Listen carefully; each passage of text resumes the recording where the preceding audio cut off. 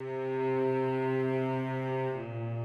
the morning of the first day of 1863, the 16th President of the United States, Abraham Lincoln, hosted a 3-hour reception in the White House. That afternoon, Lincoln snuck into his office and quietly signed a document that would change America forever. It was the Emancipation Proclamation, which declared that all persons held as slaves in the rebellious southern states are and shall be free. However, none of the nation's nearly 4 million slaves were immediately freed as a result of the declaration. The most significant effect was that for the first time in the bloody Civil War with the Confederates, ending slavery became a priority of the Union. The news sent shockwaves through a divided United States. Although Southern newspapers were outraged, the Northern ones welcomed the news. In fact, the news was also welcomed by free African Americans in the North. The announcement came as no surprise. On July 22, 1862, Lincoln delivered his draft of a preliminary order to the Cabinet. Before publishing the paper, Secretary of State William Seward advised the President to wait until the North had won a new victory over Southern forces. Lincoln released the preliminary declaration on September 22, just days after Union forces declared victory in the Battle of Antietam. It declared that unless Southern states surrendered by January 1, 1863, the President would issue a final order making their slaves forever free. The war went on. Some questioned whether Lincoln would follow through on his threat. However, on January 1, 1863, President Abraham Lincoln signed the final Emancipation Proclamation. Although Lincoln claimed that freeing the slaves was the right thing to do, his declaration was merely a tactical war measure in the fight against the Confederacy. The proclamation enabled black men to enlist in the Union military. Nearly 200,000 African Americans eventually fought for the North. The proclamation prohibited anti-slavery foreign nations, such as England, from intervening on the Confederate side by making abolition a Union target. Lincoln, who was re-elected in 1864, understood that his declaration of war was only temporary, and he pressed Congress to change the Constitution to permanently abolish slavery. Both houses of Congress passed the 13th Amendment on January 31, 1865, stating that neither slavery nor involuntary servitude shall exist in the United States. After 27 of the 36 states, or two-thirds, ratified the amendment, slavery was abolished on December 18, 1865. Lincoln did not live to see his proclamation come to fruition. On April 14, 1865, 5 days after the South surrendered, President Abraham Lincoln was shot and killed at Ford's Theater in Washington by a Southern sympathizer named John Wilkes Booth. What prompted Booth to kill the president? Was it because of the Emancipation Proclamation that freed the black slaves? Let's find out.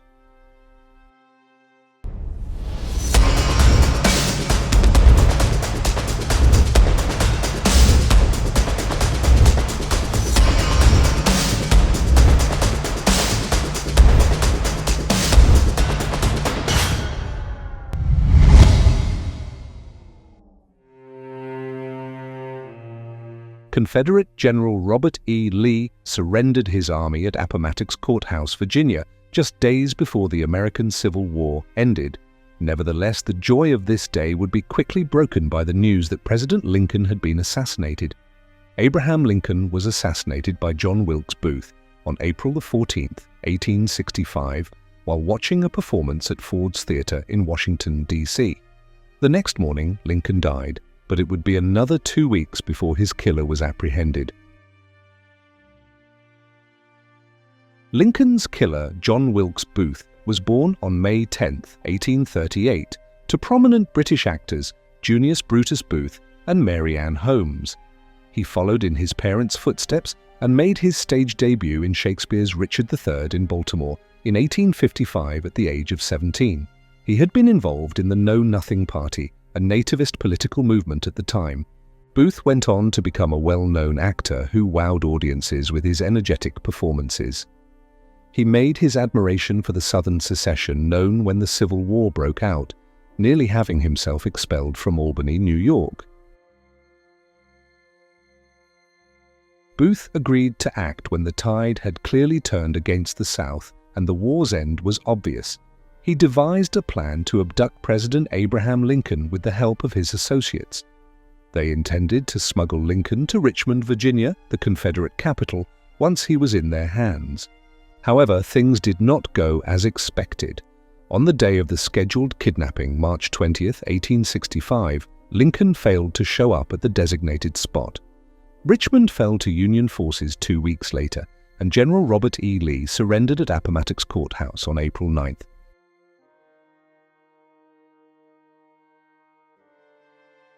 After failing to kidnap President Lincoln and realizing that the scheme was no longer feasible, now that Richmond was under Union influence, Booth switched to Plan B, assassinating President Lincoln.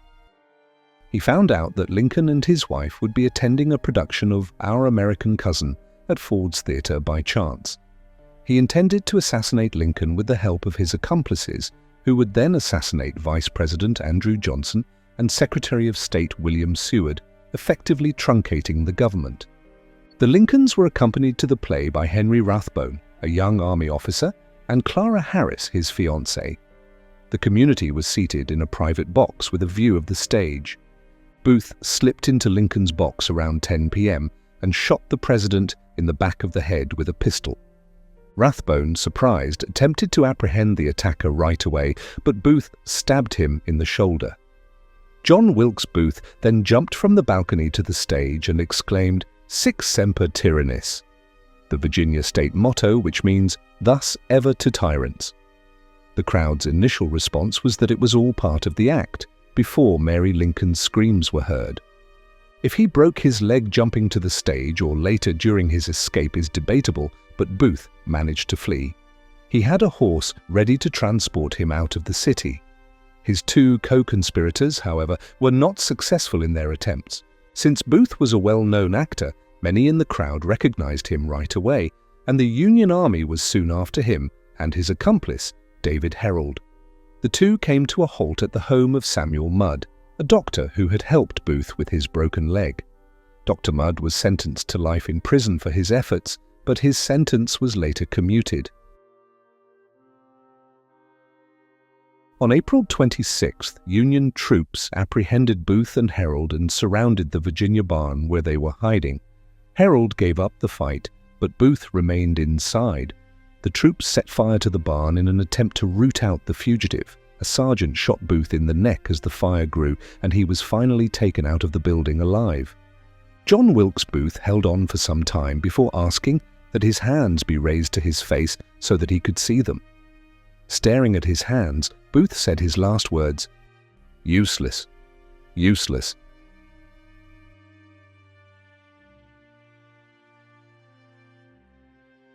After Lincoln was shot, a young doctor in the audience, Charles Leal, rushed to the presidential box to treat the president. Some soldiers then carried the dying Lincoln across the street to a boarding house and laid him on a bed.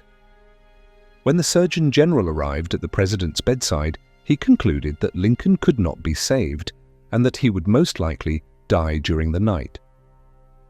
Friends, members of Lincoln's cabinet, and Vice President Andrew Johnson stood by Abraham Lincoln's bedside as his soul slowly left his body. In the adjoining room, First Lady Mary Lincoln, accompanied by her eldest son Robert Lincoln, was distraught with grief. At 7:22 a.m. Saturday, April 15, 1865, President Abraham Lincoln was pronounced dead. He was 56.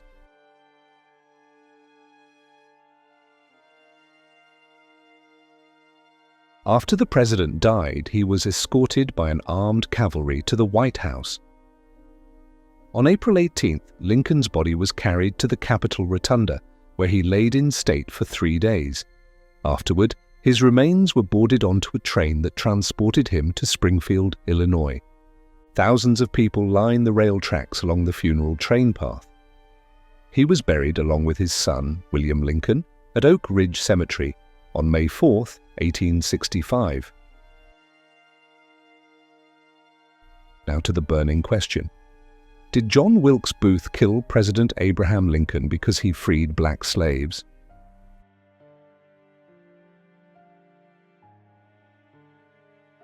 Lincoln's decision to enact the Emancipation Proclamation, which would free black slaves in order to crush the Confederacy, had killed him.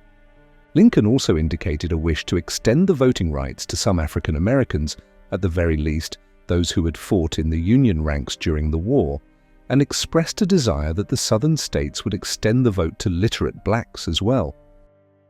The American Civil War was fundamentally a conflict over slavery. Nevertheless, emancipation, when it came, would have to be gradual according to Lincoln, because the most important thing was to keep the Southern rebellion from severing the Union permanently. The end of slavery was just the beginning of a long fight by African Americans for full citizenship in the United States. In the 1960s, racial segregation in the South continued, from public accommodations to colleges.